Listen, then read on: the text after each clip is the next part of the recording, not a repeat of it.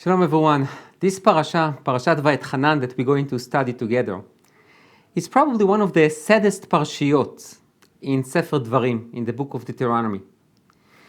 We read about Moshe beseeching God to please allow him to enter the land of Israel, and we all know the answer. Hashem says, no, please stop davening, stop praying for me.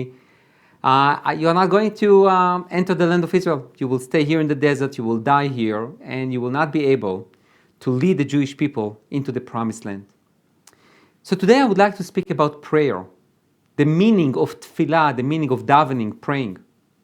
What does it mean? What does it include? What can you pray for? And what are the things that you might not, or you maybe shouldn't pray for? So the Torah begins with Va'etchanan el Hashem ba'et hailem, or the word Va'etchanan can mean many things. It can come from the word tchina, petition. It can come from the word chen, grace, which means I would like to find grace in your eyes.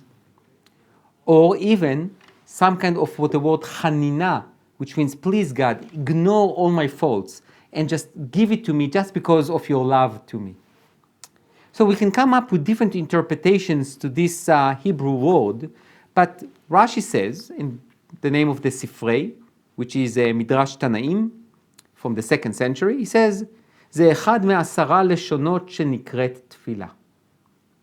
The word va'etchanan, it means I prayed, I davened. It's one of the languages that you will use if you would like to daven, if you would like to pray. So what we will try to do today is to try to understand the etymological meaning of tefillah, of prayer. And when we will be able to define it, we'll also be able to try to touch on, just to address shortly, the idea of tefillah. What is included in the realm of tefillah? Can you daven? Can you pray for something that is really behind your reach? Or this is exactly what is tefillah. I cannot reach it. I'm asking you, God, that I will be able to reach it. But what is included under this category? Can I daven can I pray that I will go to the moon and back? Is that part of davening? Can I daven for someone who is very sick and it's against all odds that he will be cured? What are the things that you can daven for and you maybe cannot daven for? That's what we are going to do today.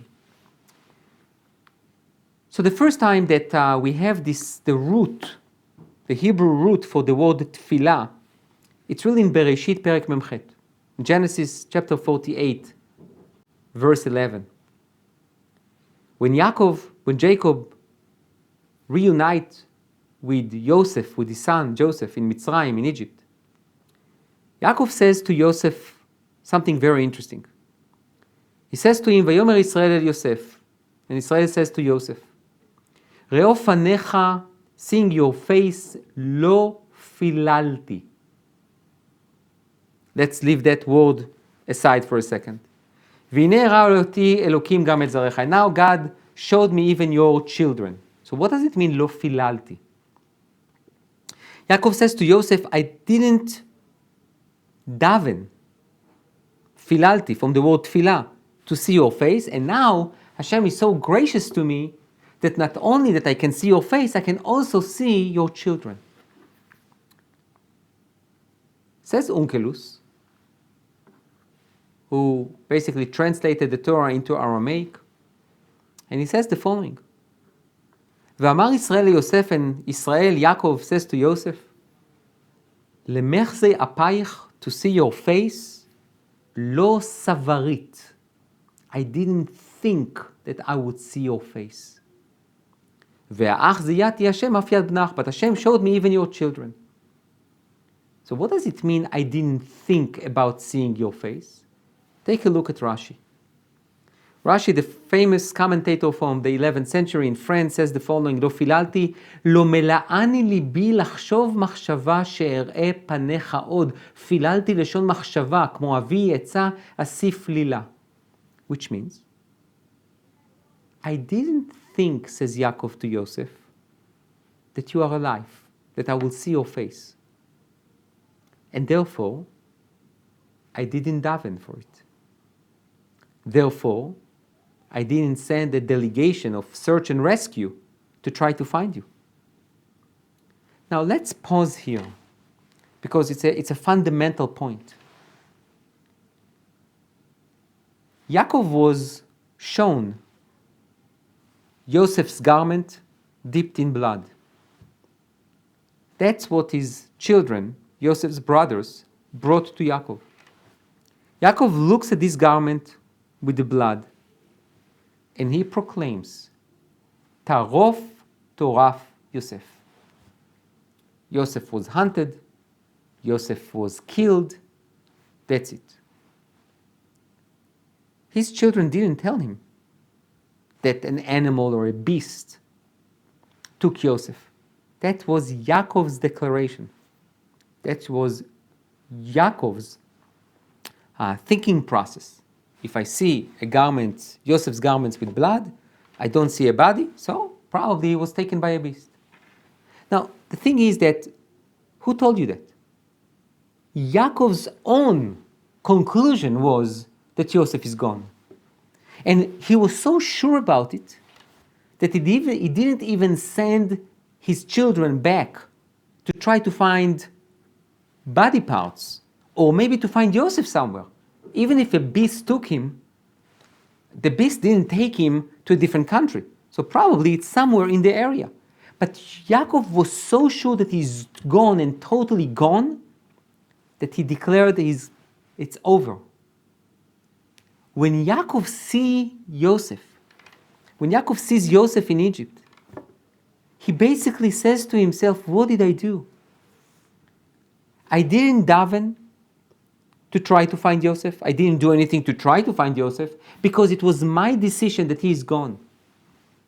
Which means Yaakov did not daven for something that in his own mind, it was not in the realm of probabilities. Which means when Yaakov made the decision that Yosef is gone and there is no hope for him, he didn't even want to daven to try to find him. So, it seems to be that Yaakov's thinking process is that if there is no hope, even based on what I think, there is no point in davening for it. If the reality that Yosef was taken by a beast, I can't daven that I will be able to find him. I can't ask God to go against quote-unquote nature. So, have that in mind now, because we will see obviously different opinions. But it seems to be that Yaakov's thinking process is, if I cannot think that it might happen, if I don't think that something can be reality, I shouldn't daven for it. In a way, it's a tefillah, it's a prayer in vain. It's not going to do anything. Tefillah is not going to change the reality that I portrayed for myself. The Re'em, Rabbi Eliyahu Mizrahi, in his interpretation, not only to the narrative, but he always liked to interpret Rashi. He says, "וצריך להעריך לומר לא מלאני ליבי לחקור מחשבה שאראה פניך. ולא אמר פיללתי חשבתי, מפני שאין טעם לומר על מי שהיה אצלו בחזקת טרוף טורף, שלא חשבתי לראות פניו. רק פירושו לא מלאני ליבי לחקור מחשבה שאראה פניך, כלומר לא מלאני ליבי להיכנס בחקירה, במחשבתי שמא לא טורפת ואתה חי וייתכן שאראה פניך." This is a very interesting and very insightful interpretation. He says that Rashi, in a way, in the name of the Sifrei, he extended his verse. He could say, filalti, the word filalti means chashavti, thought. But Rashi says, my heart will not allow me to think, maybe I will see your face. It's clumsy, it's long. What's the purpose of it? Says the Re'em. He says, Yaakov apologized to Yosef, saying, look, I didn't daven for you. I didn't send anyone to try to find you. Because I made a decision and I never looked back. I never reevaluated my interpretation to this garment dipped in blood. It is my fault. I should not have been so confident and so sure that my conclusion is the correct one. And therefore I apologize. In a way now we have perhaps an additional interpretation here. When a person makes a decision to daven or not to daven for something, and in his mind it's gone, he lost something, something was taken away from him, and he makes his or her decision, he or she needs to think at least one more time before they decide that they shouldn't daven for it, that it's in a way outside of the realm of probabilities. They need to think and to say, wait, let's not jump into conclusions. I see a garment dipped in blood. Okay, that's Yosef's garment, but it might be that someone else just stole the garment from him and he was killed and Yosef is still alive just without the garment. Or maybe the garment was there and Yosef was taken, but he's still alive. There can be so many possibilities and interpretations when you see this bloody garment, this garment that it's full of blood. But Yaakov decided, it chose an interpretation. And based on that interpretation, he also decided not to daven for something. But the idea of tefillah, in a way, according to the Re'em, is to broaden, to open your mind to other interpretations and to know that you are not the one who knows everything. And in a way, everything is under the realm of probabilities. Because you are not the one to determine what exactly happened. So that's the Re'em. The Rashbam, that's Rashi's grandson, says, Lo danti belibi, kol filul leshon din. Says the word filul is not only tefillah, it's not only a prayer, but it also judgment. וכן ויעמוד פנחס ויפלל, עשה נקמה. In the book of Numbers we learned about Pinchas, and Pinchas stood and he pilel. It doesn't mean that he davened, he made a judgment call. כי דכתיב ויקום מתוך העדה ויקח רומח לשון נקמת דין. So the Rashbam look at the word filalti, and he says that in a way in tefillah there is also a component of judgment. Now, before we jump to conclusions, let's open it up. One idea to explain where is the component of judgment in tefillah, in prayer, is that we, when we come to daven, obviously we are being judged by God. God will judge us and will determine if we should be answered in this way, the other way, we shouldn't be answered. But there is another component or another dimension to the idea of judgment in tefillah, in prayer. And I think it's a self-judgment. When a person comes to daven, he or she needs to, in a way, judge themselves. A, are they worthy to daven? Hopefully the answer is yes. And many times, even if not, God still accepts you. But it's more than that. It's to judge what they are about to ask. Do you still believe that whatever you ask is in the realm of probabilities? It's in the realm of possibilities. Is this something that you are willing to do if the answer is yes? Meaning, when you daven, you also need to know that maybe your prayer will be answered the way you want it. And then, are you ready for it? Judgment, not in the sense of the harsh judgment. It's evaluation. It's to evaluate yourself and what are you asking for, and are you ready or willing to do the jump, to do the extra step after your prayer is being answered. So in a way, in a prayer, there is a challenge. It's a challenge to the person who davens. And that's the Rashbam's understanding. Then, the Rashbam brings a proof from this verse to it. There is a struggle between two people, they fight each other, and they start beating each other, and there was a pregnant woman, and God forbid they hit her, not intentionally, but she was walking through. And she gave birth. The word flilim. Rashi says, Plilim al pi hadayanim, based on the judges. So you can see that the word lefalel, which is also lehit palel, to pray, has this component of judgment.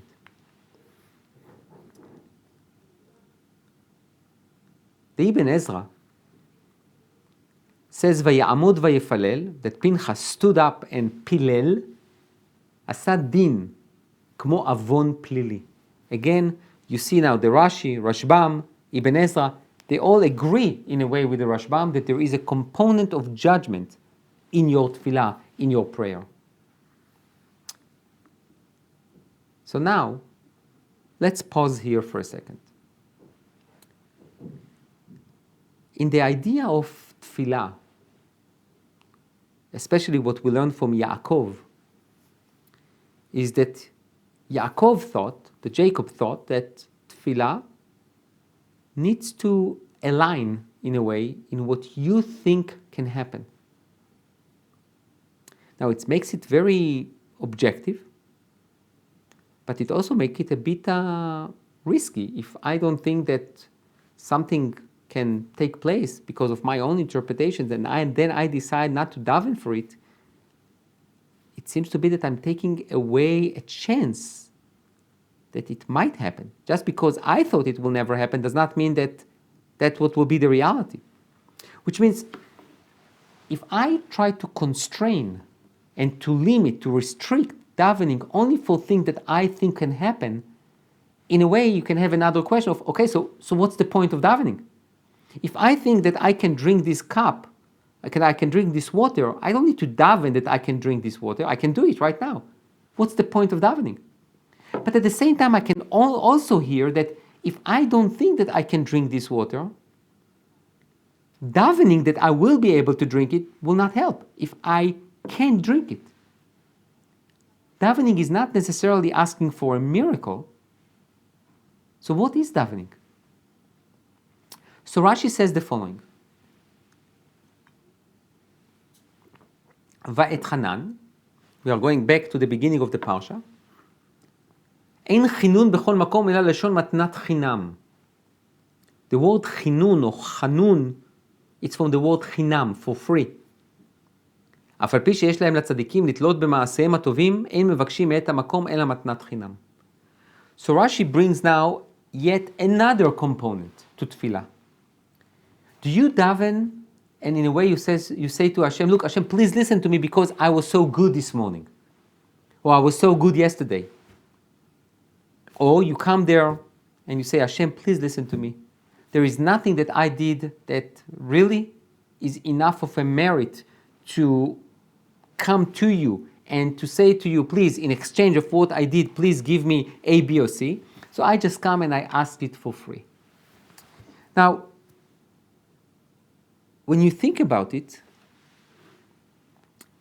and you think about tefillah, prayer, as like you're asking God, please give me just like a freebie, like a free gift. There is something a bit, I would say, humbling in tefillah. God does not owe you anything.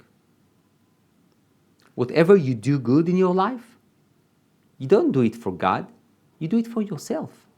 Yes, that's what God commanded you, but you do it for yourself. Whatever we do, is not really enough to guarantee that God would say yes. So in a way that tzaddikim, the righteous people, would come to Hashem and say, look, we went through some kind of a judgment process to ourselves. Whatever we did today is great, but it's not enough. So we come to you with like open hands, like poor people, and we are asking you, please God, give it to us as a free gift. In that sense, by the way, it seems to be that you can ask for almost everything.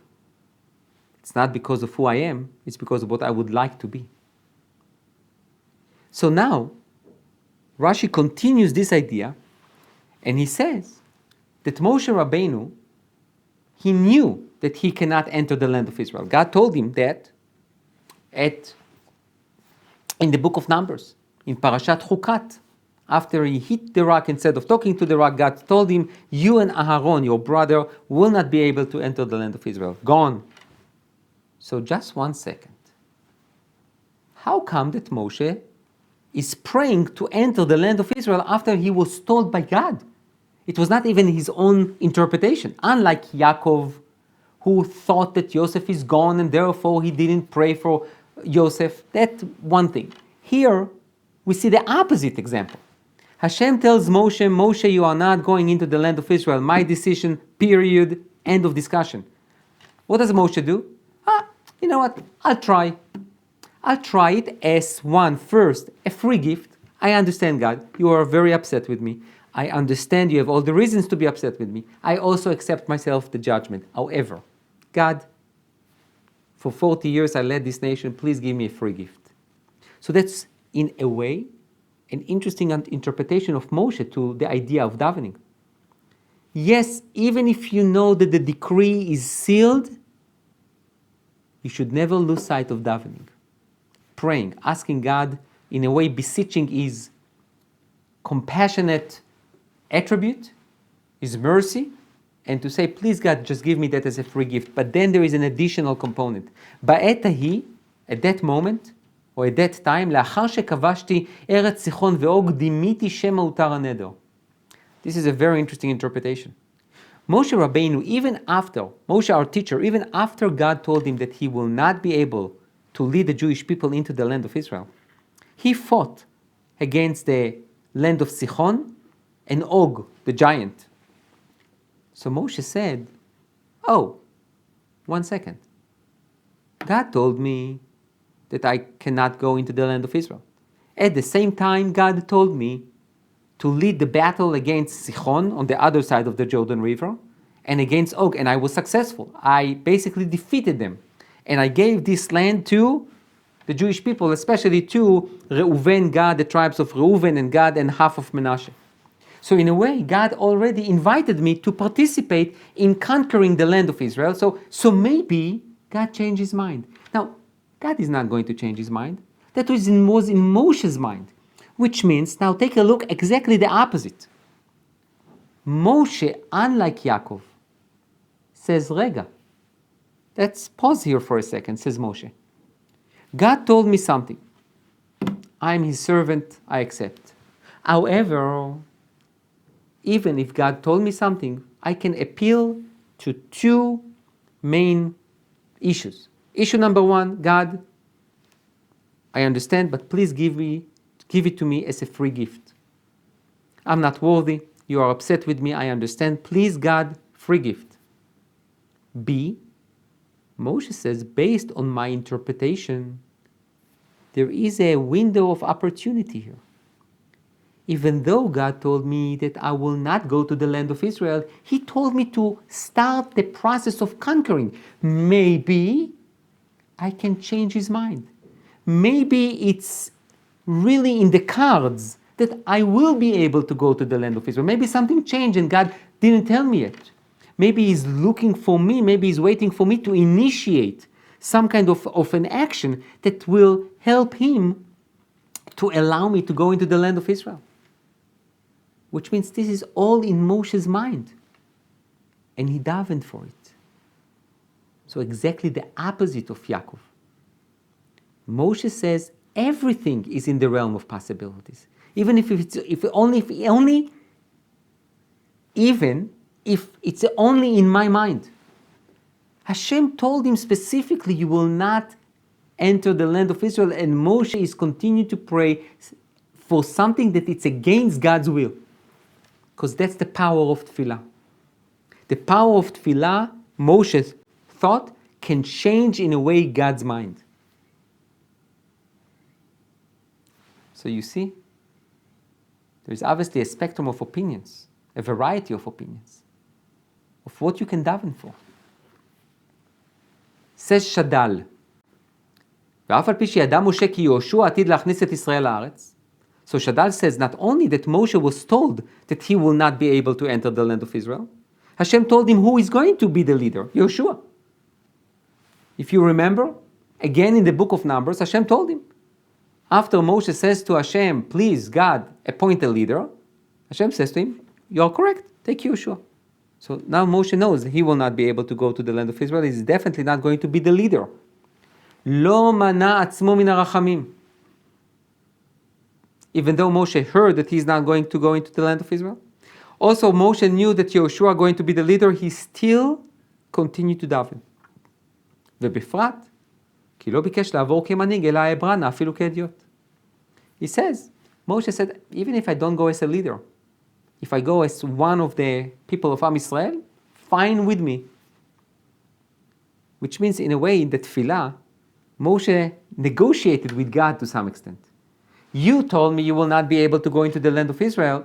That's in my position as a leader. I'm giving it up. Give it to Yehoshua. Great choice. But now, allow me to go in as Moshe. גם היה אפשר, but also another possibility, says Shadal, שיכנס משה לארץ ויתחיל הכיבוש וימות, ויהושע ישלים הכיבוש. And also Moshe suggests, maybe, you know what, maybe I can lead and start the process of conquering, and then I'll die, and then Yehoshua will take over. Which means in tefillah, you can also, to some extent, I will just use the word negotiate with God. God, I am going to present to you the possibilities. Please, God, let's choose the right one. This is not manipulation, God forbid. This is the power of tefillah. This is the power of tefillah of people who believe that you can daven even for things that are not only they are not, they are against God's will. The Malbim says the following. כבר פירש אברבנאל, שמפני שבגזרת מי מריבה אמר לכן לא תביאו את הקהל הזה אל הארץ, ולא אמר לכן לא תבוא אל הארץ. He says, when you look at the language, when Hashem told him you will not be able to enter the land of Israel, he said to Moshe, you will not be able to lead this congregation to the land of Israel. Hashem did not tell Moshe, you will not be able. So חשב משה שלא נגזר עליו שלא יבוא שם הוא בעצמו, רק שלא יביא את הקהל, היינו שהוא לא יהיה השר והמנהיג אותם רק כהנהיגם, איש אחר. So Moshe thought, it's not really against me as Moshe, it's against me as Moshe the leader. So I will not be able to lead them, but I will be able to enter the land, as just as Moshe. ועל כן, אחר מלחמת סיחון מסר מינוי ההנהגה ליהושע, ואת יהושע ציוויתי עיניך הרות, כן יעשה השם לכל הממלכות אשר אתה עובר, ואחרי זה התחנן אל השם לאמור, אברנה רצה לומר שלא אעביר את העם כשר ומנהיג, רק אברא כאדיוט, לראות את הארץ שעל זה לא נגזר עליו. לכן אמר, בעת ההיא, רצה לומר בעת שמסרתי ההנהגה ליהושע. says the Malbim. When Moshe gave the leadership role to Yehoshua, he says, Hashem, I understood. You told me I will not be able to be the leader of the nation to enter the land of Israel. Accept it. But now, I would like to daven that I will be able to enter the land of Israel, not as a leader. Now, why would Moshe need to daven for it? Because he was also part of the generation of the Meraglim. So he never received a promise that he will be able to enter the land of Israel. Only two, Yehoshua and Caleb, got this promise, but Moshe did not. So Moshe had to daven for it. So again, what do we see here? Moshe's interpretation was there is a distinction between Moshe the leader, who cannot go into the land of Israel, and Moshe as Moshe, who in his mind was able to. And for that he davened. In the Midrash, Dvarim Rabbah, basically address the question of if really Moshe realized that he can daven, that he really can try to change God's mind, why didn't it happen? So take a look. זה שאמר הכתוב, so they bring a pasuk from קהלת, שבתי וראה תחת השמש כי לא לקלים המרוץ, ולא לגיבורים המלחמה, ולא לחכמים לחם, ולא לנבונים עושר. Which means, Shlomo HaMelech says, I looked at what's going on under the sun, and I see that sometimes, the people who can run very fast do not exactly win the race, and the people who are very smart, not necessarily they are going to be the most wealthy people. So, what does it mean? Says the Midrash like that. אמר רבי תנחומא, המקרא הזה מדבר ממשה. This entire verse talks about Moshe. אתמול היה עולה לרקיע כנשר, עכשיו הוא מבקש לעבור את הירדן ואינו יכול, שנאמר כי לא תעבור את הירדן הזה. He says Moshe, when he was alive and he was vibrant and he was still not punished by God, so he was able to basically elevate himself to the sky, go to the mountain, speak on behalf of the children of Israel, save them from death, doing everything. But now he wants to cross the Jordan River and he can't. ולא לגיבורים המלחמה, and not for the people who are strong, not necessarily they're going to win a war. אתמול היו מלאכים מרטטים לפניו, ועכשיו הוא אומר כי אגורתי מפני האף והחמה. He says when Moshe was in his heydays, the angels were terrified of Moshe. And now he says that he is terrified from them before his death. גם לא לחכמים לחם? אתמול עיר גיבורים עלה חכם ויורד עוז מבטחיה מן השמיים ועכשיו נתלה ממנו ונתלה ליהושע בן נון. He says Moshe as a sage was able to go to Har Sinai to take the Torah, and the Talmud in Shabbat in Daf Peitet describes the idea that in a way the angels were basically trying to oppose Moshe's taking the Torah, and Moshe was able to convince them that he is the one who is worthy to take the Torah, and they gave him gifts. And now this entire glory was taken away from him and was given to Yoshua. וגם לא לנבונים עושר, and also not for the wise people and the sages wealth. אתמול היה משיח כעשיר, שוב מחרון אפיך. At the time, after the golden calf, Moshe spoke to Hashem almost like equal. שוב, God, please change your mind. שוב מחרון אפיך. Don't have so much anger and rage over the Jewish people. סלח נא לעוון העם הזה is almost like a commandment, so to speak. I'm telling you, please forgive them. ועכשיו הוא משיח כרש, ואתחנן עשה עמי חינם. And now he speaks to God like a poor person, please God, give me a free gift. What's the message of this Midrash? I think the message of this Midrash is tremendous. It basically shows the change in Moshe's life when he was a leader and after leadership was taken away from him and was given to Yoshua. When you speak on behalf of Am Yisrael, you have tremendous powers. You can receive the Torah, take it away from the angels. You can stop a plague. You can ask God to change his mind, so to speak. But even for Moshe, he had to learn that sometimes the answer is no. Even if you are a very powerful davener, sometimes it's not that God does not answer. The answer it might be no. And this is part of maturity. Not everything that we daven for will take place. It might take place later on, maybe for our children, maybe not for us. Maybe it's not the right time for us. Even if we think this is the right thing for us, it might be that it's not the right thing. Meaning there are so many different things that you need to take into consideration when you come to daven. But I hope that this class enriched our understanding of what does it mean to daven. To daven is not just to say the words. It's first and foremost to go through a process of re-evaluation of what we want. How do we think about what we want? Is that something that we really, really want? If this is something that if we get, we know what to do with it. Is that in the realm of possibilities or is not? Is this is something that we can ask for or not? And are we ready for the no? And are we ready for the yes? This is why tefillah, before we daven, we need to concentrate. We need to think about what we are about to say. And to really daven that our tefillah will be a correct one. And this is what we say at the beginning of the silent prayer. Hashem sfatai tiftach, open up my lips. Ufi, and my mouth, yagid teilatecha, will sing your praise, will say your praises. We are asking Hashem to help us to say the right things. And if we have that in mind, I think our tefillot will be much more meaningful. Thank you.